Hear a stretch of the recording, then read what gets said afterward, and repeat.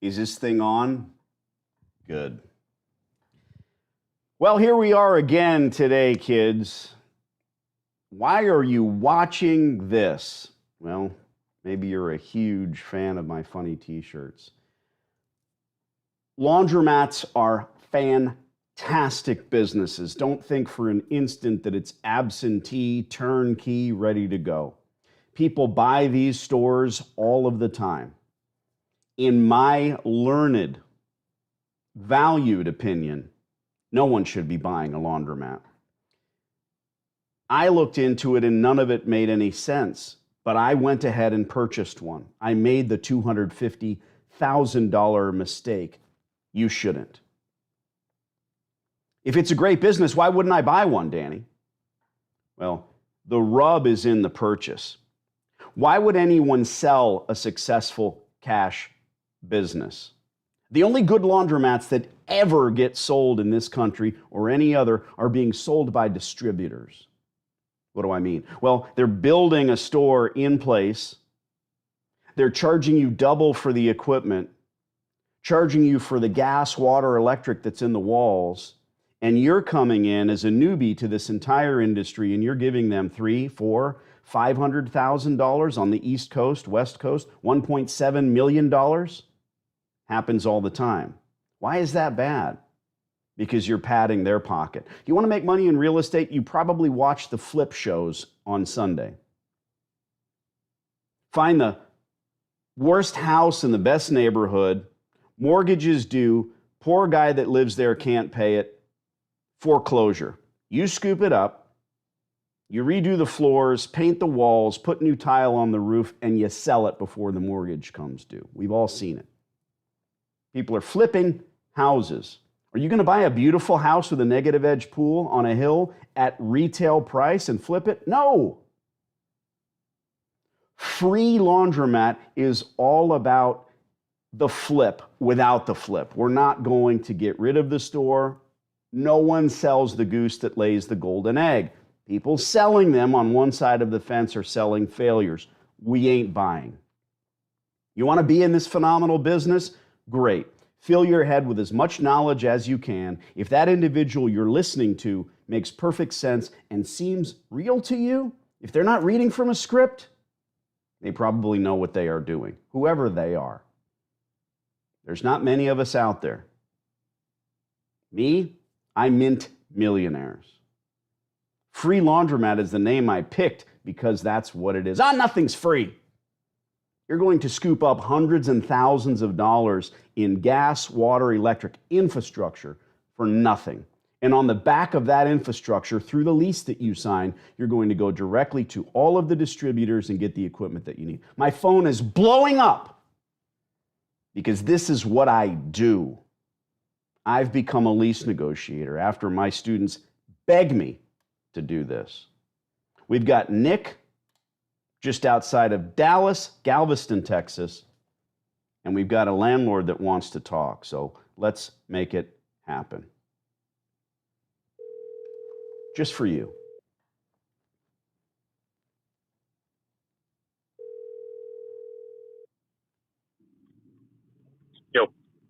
Yo yourself. Quick reminder, the gentleman, we believe that he is the landlord himself. He's got a voicemail at his home. We've got the home answering machine number in Galveston. And why do you only have one tiny little picture of the store? It was closed. Okay. That's just a picture. So it's not only closed every Sunday, it's closed permanently. No, it's not closed permanently. They're closed on Sundays. Whoa. And I believe Saturday. I think they're not running self-serve out of it. All right, so he's decided to flip the switch and only do wash, dry, fold if it's running at all. We're not really sure. Have you seen it open at all? No, I usually go every Sunday and it's closed. Okay. Well, if you're making any attempt whatsoever to run a laundromat, you would never possibly ever close on Sunday. That's like closing the park on the weekend. It just doesn't make sense. Here we go. We're going to call the old dude. We don't even know his name. Let me see if I can worm it out of him. He just dialed me. We're calling him back. Here we go. Old dude.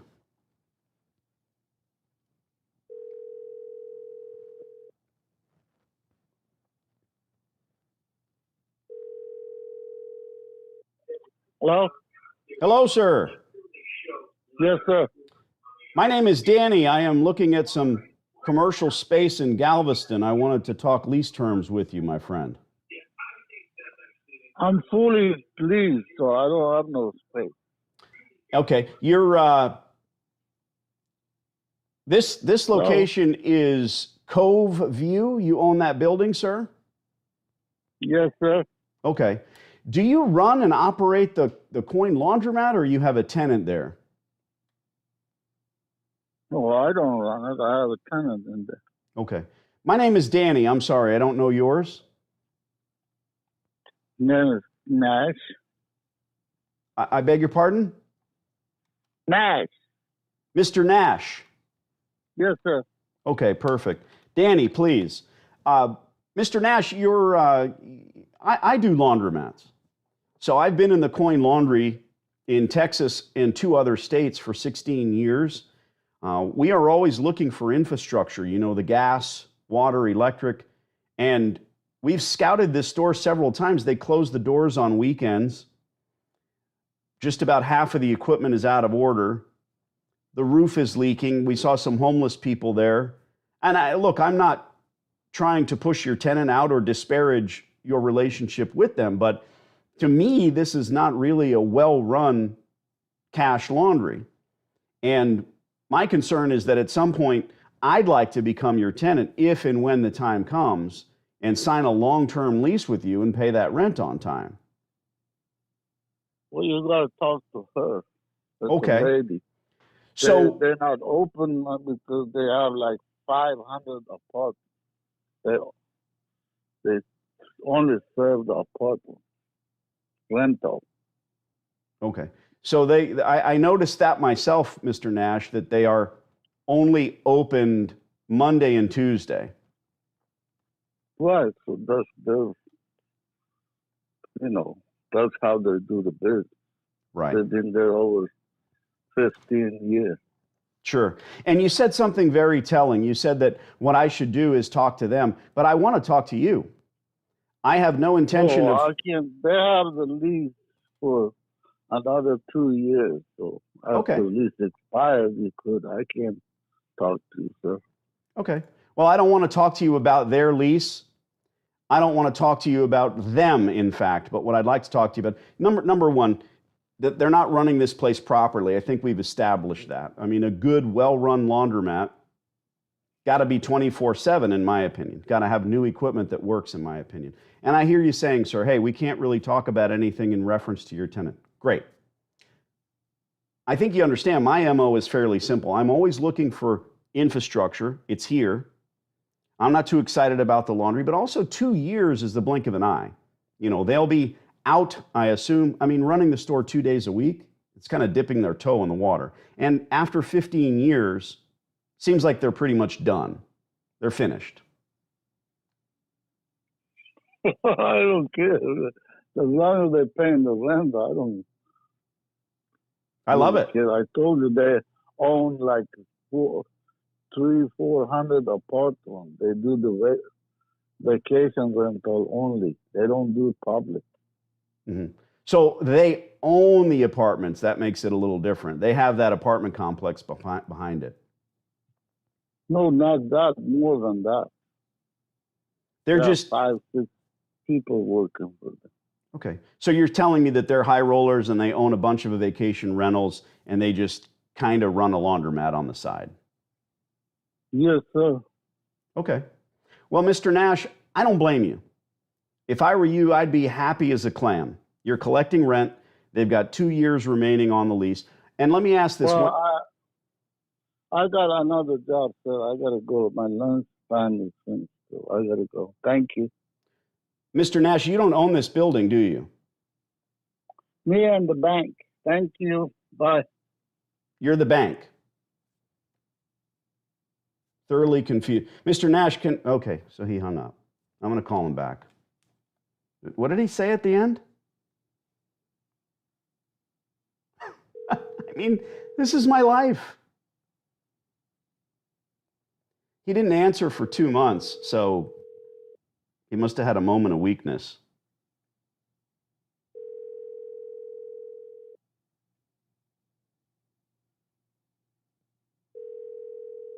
I like to win, but at what cost? I can't, there's no magic. I don't have sleeves. What a surprise. Hello. Please leave a brief message. I will call you immediately. Have a blessed day and thank you.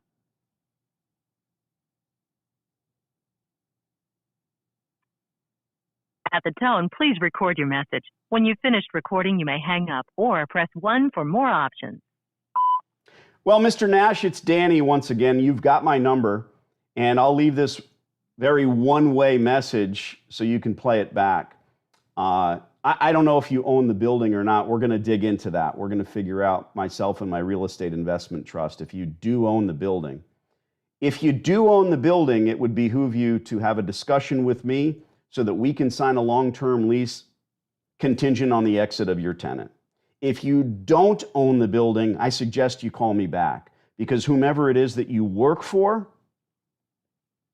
I wouldn't want you hanging up on potential hundreds of thousands of dollars in future rent. Thank you, sir. I'm not a puppet master. I can't pull strings, but I see your notes are exquisite. You need to note all this stuff. I want you to find out who owns this building. Okay. How did you find this phone number? It's right on the pylon. Okay. So it's in the common area. There's a sign that says call in case you need something, or is it like a lease number?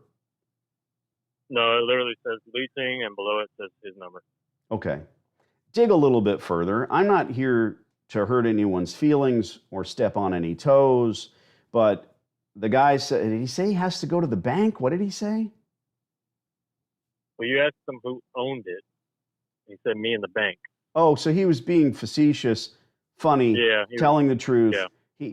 He's probably the landlord. And I think what he was trying to get at, hey man, these people own tons of rentals. They're so high roller. They own 500 rentals. They don't even care. They just run this place 2 days a week. So it's on its last legs. But this is, I think, a common thread that we see a lot with these nasty laundromats. We want to run it properly. We want to run it well, but we've got two other parties involved. The landlord and the operator that don't really care. Right. Am I missing something?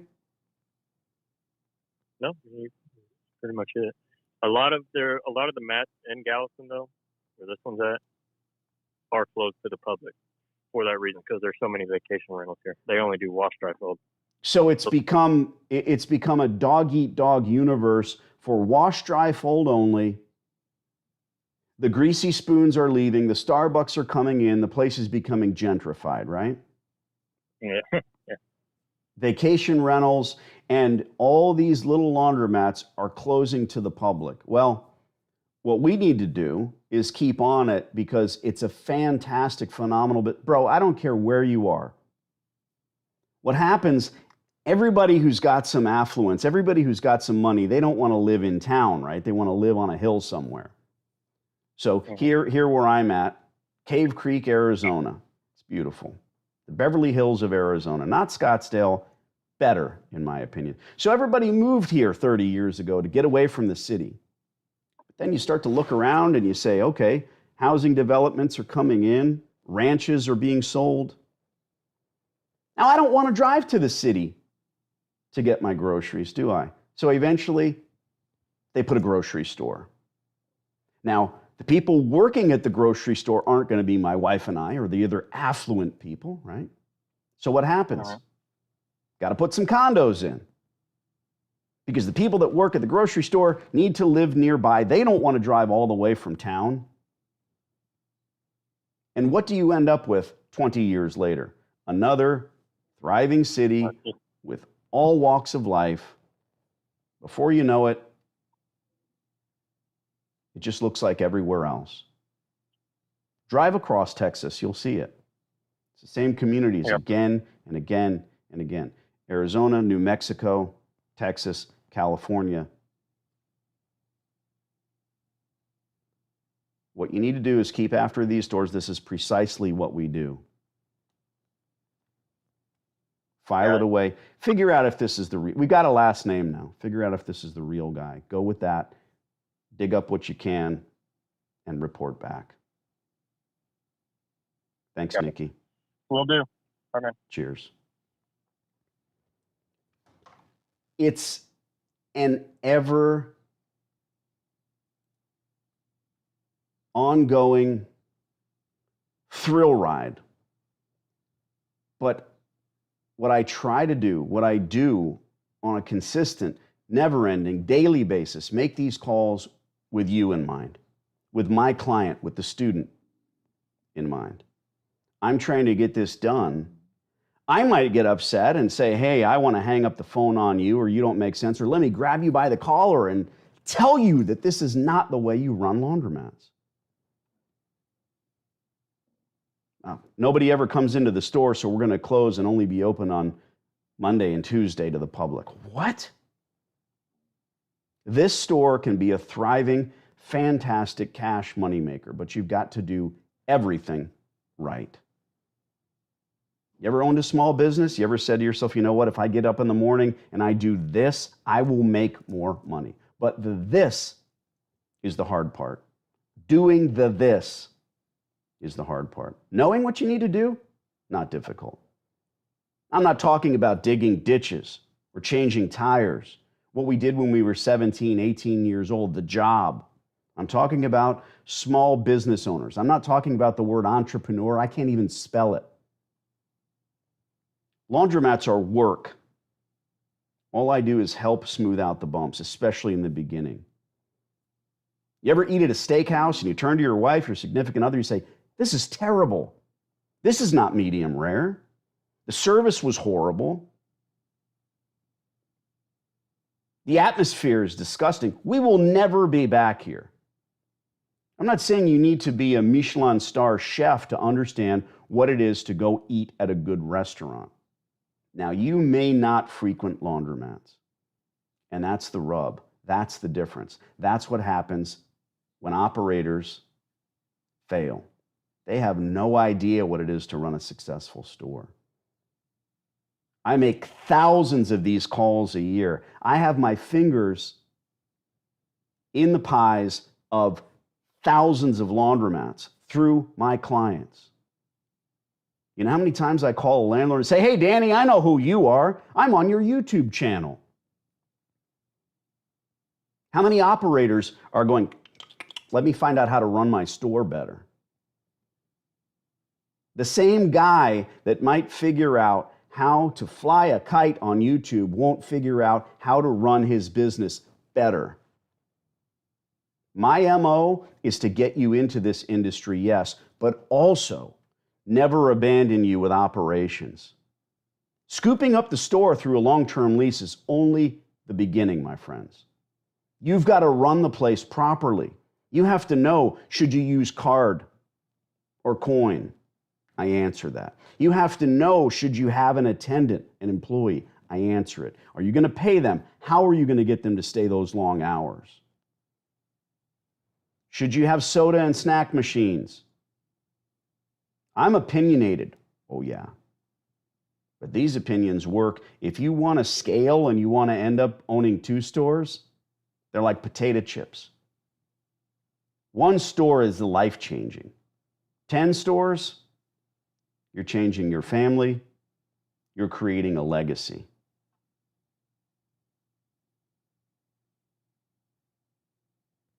My system, my course is not just about free laundromat. The first chapter is this right for you? You're already wondering that. Is it? Should you even get involved in this business? You give me a few $100, you watch the course, you'll know. You'll know. If you've seen the course, go into the notes and make a comment. Tell me what you enjoyed about it. Help the other folks out. I'll be calling Joe in Los Angeles here in a minute. Already has 3 stores for free, working on the 4th right now. Millions of real dollars. There's no call to action here. I appreciate you. I appreciate Mr. Nash.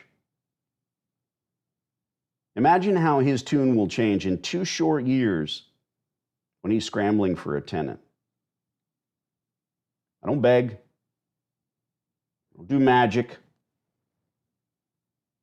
This is a numbers game.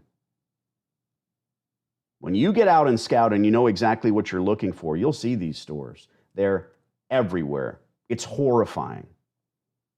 They're like time capsules. But you and I don't frequent laundromats. We don't go out and do our laundry on the weekend, so we don't know. The last mistake you want to make is go out, listen to the industry, and buy one. I'm passionate about this. I'm shot out of a cannon. I haven't done testimonial videos in some time. Don't have time for it because this has become me. I'm not a lease negotiator. I'm just here to help you along. Start with the course. I got to go call some landlords.